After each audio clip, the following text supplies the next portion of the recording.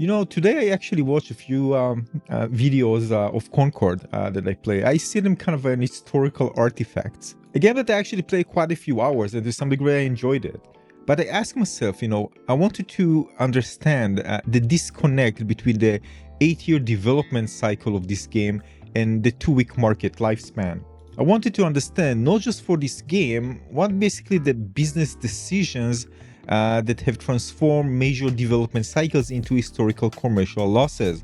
What are those maybe business decisions that have transformed multi-year development cycles into a total capital impairment? Aside from just, dude, the game sucks and just call it a day.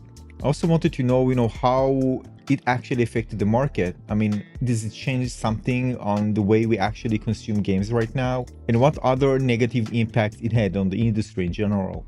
The gameplay, by the way, that you see here, if you haven't played the game, this is Concord, one of the games listed in Wikipedia's list of commercial failures in video and arcade games. And if you wondered, by the way, this includes the following games. So if you find yourself surprised seeing some of the titles, you can check out the page on Wikipedia to read more about each one and why it actually considered a failure. Now, before we're going to go talk about Concord and alike, we first need to understand a bit of the gaming market. So the video game industry is facing a massive paradox. First of all, on paper, the market is booming, right? In 2025, global revenue hit a record of $197 billion, with the mobile gaming bringing a $108 billion and console making $45 billion and PC gaming reaching $43 billion. So experts project that the total will grow over $255 billion by 2026. However, this huge growth actually hides a weird crisis for game developers, because a few massive hits are making all the money, so causing a wave of studio closures and brutal job cuts. So in terms of numbers, the industry lost 8,500 jobs in 2022, 10,500 in 2023, and over 15,600 in 2024. So over the last year, 11% of developers faced layoff and 56% still fear of their jobs. Now, from what I read in various resources, the root cause is the industry's obsession with live service games that try to charge players forever. So this push has kind of driven the costs, making a major game even past $200 million. So when these massive 200 million bets fail to find an audience, the financial damage is bad enough to take even down entire studios. Now, the upcoming slide, we're going to show it to you quite clearly. The live service game market is completely saturated, and these games are built to keep players hooked for years, constantly paying for extras. 2024, EA made 74% of its total revenue, or $5.6 billion, just from live services. So chasing the money, a third of major developers were making their own live services games in 2025. But companies ignore a basic fact that players only have so much free time. How many times we heard that? So unlike a traditional game you finish and move on from to the other, a live service game demands a daily monopoly on your attention. So players simply won't abandon older games like Fortnite, for example, where they have already invested years of time, not just hours. So not just even time, including money, social connections, and so many other things. So imagine investing so much in a game and just ditching it altogether to another game. So because of this, the market is now hostile to newcomers. In 2025, over half of all new live service games lost 90% of their players almost immediately. 90%. So companies are basically pouring millions into games that are essentially sent out to die. Like this article on Medium, for example, mentioned that most new games fail because players stick for a few dominant titles, leaving little time or money for others. Aside from that, AAA development is becoming too expensive and slow. Meanwhile, indie games and original ideas are thriving, that's showing players still want creativity over endless monetization. Alright, so that laid down, let's talk about the economics of failure. This is where we are also talking about more on Concord. And I think the clearest example of this market rejection is the complete collapse of Concord. So this game was released by Sony in August 2024, and this multiplayer shooter lasted exactly 14 days before it was pulled from stores and completely refunded, making it one of the biggest financial losses in entertainment history. Now, the data behind the failure is actually staggering. After 8 years of development, and maybe the 8 years are also part of it, because it was maybe before those alerts were all over the place, and also an estimated budget of $400 million, the game sold a disastrous 25,000 copies globally. So it peaked at just about 697 Concord players. If you go to steamdb.info, you can actually see the number there, as you can see here. And it actually captured less than 0.2% of active PlayStation 5 players. So before the mandatory refines basically wiped out its 1 million in gross sales, it had recouped a mere 0.25% of its massive budget. Now, Concord's failure came down to a $40 price tag in a market dominated by free games. This was so obvious for so many players. It was all over the place when people heard this is actually a paid game. But aside from that, it has uninspired gameplay and a culture of toxic positivity, and asking players to play upfront for a shallow game with what people perceive as generic characters was a massive barrier. Now, from other different resources behind the scene, developers allegedly were blocked from giving negative feedback. So while Sony executives blindly called the game the future of PlayStation, the echo chamber just led to the devastating end on October 29, 2024, where Sony closed Firewalk Studios and fired the entire staff and permanently buried the $400 million project, or whatever cost that was. Probably not far from that.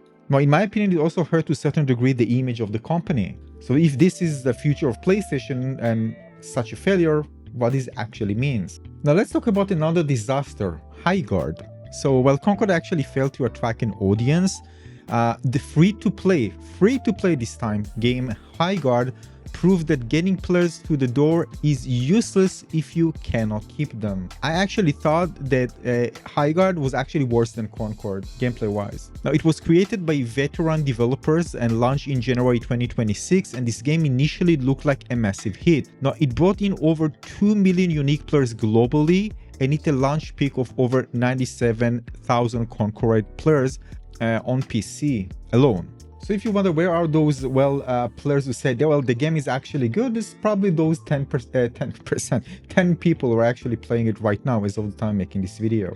And this was taken on March 18, 2026. Now, I don't know about you, but I actually made a video and I called it, I just couldn't play it more than 45 minutes. I can't recall a game ever that was such a a big release that I got bored in just such a very short time. Usually I give game much more, especially if they're free to play, but it was just so boring that you just couldn't even handle the 45 minutes. It was actually less, but 45 minutes was the extra I actually given to it. It was just that bad. So when I was speaking to myself, I was saying, what in the world you were thinking designing this game? That's what I thought personally. So this game actually had a big spike, but again at launch, but the game suffered a catastrophic drop-off almost immediately. So within the first 24 hours, the player base crashed by more than 80%. So after just 1 week, 90% of the original audience was completely gone, leaving a dismal retention rate of only 10%. So by day 15, the retention rate fell to 5%. And by the late 2026, again that started with millions of players, was struggling to keep even 600 people playing at the same time. And with all the marketing and attention it got, this is just unbelievably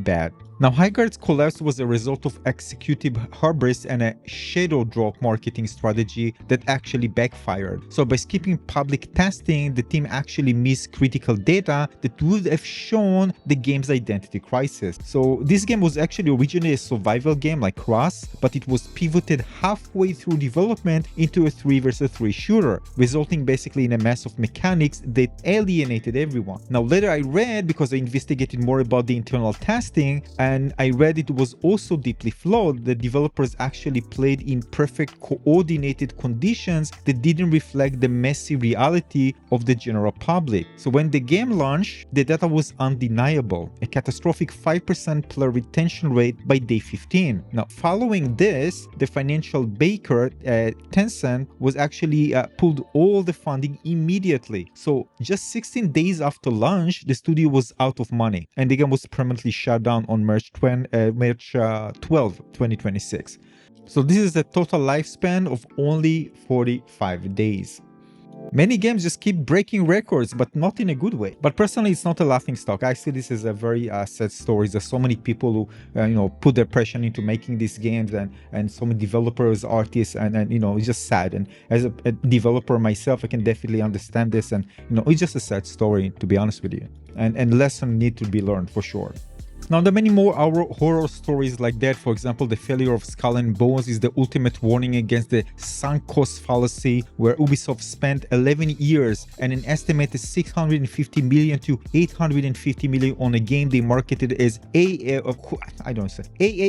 How do you say it? Quadruple A? Just to break even. And it needed to be a global phenomenon to succeed, of course, but instead it became a financial ruin. Now, while Ubisoft actually claimed 850,000 players at launch, analysis actually showed that most were actually just playing the free trial. So actual sales were disastrous, and the game player count on Steam peaked at only 2,615 before crashing by 85%. Within just 3 weeks, retailers were already slashing the $70 price tag by 25% just to clear the shelf. That's how bad it actually was. Now, you need to understand, this of course has consequences. This failure created a financial contagion at Ubisoft.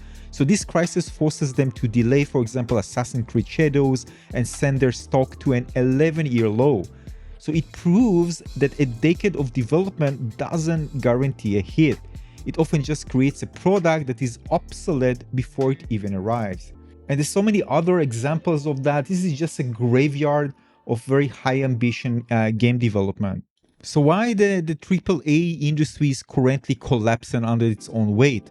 Well, according to all of that, there are four systemic reasons for this failure. First of all, the time gap. It now takes 8 to 10 years to build a major game. Well, if you take in the most, very, very big game some of them that we mentioned here. So projects like Concord and Skull of Bones were started when their genres were popular. But by the time they actually launched in between 2024 and 2026, the market had already moved on. Another thing is the price barrier. In a world of high-quality free games like Fortnite, for example, players refuse to pay $40 to even $70 just to enter a new game. Another thing is corporate hubris. Executives created echo chambers and practiced toxic positivity, again in quotation, ignoring negative feedback and assuming their past success guaranteed future hits. There's also the sunk cost fallacy, where companies like Ubisoft spent up to 850 million on Skull and Bones over a decade, refusing to cancel a falling project, again until it nearly just bankrupted the studio. This is why we see so many other cancellations, because companies realize that even if they're further in the development, that it's just not going to work. It's better to cut the losses early before releasing a game that actually not just can hurt revenue, but can also hurt the reputation of the developer. And I actually think, based on the data, that the live service bubble has officially burst.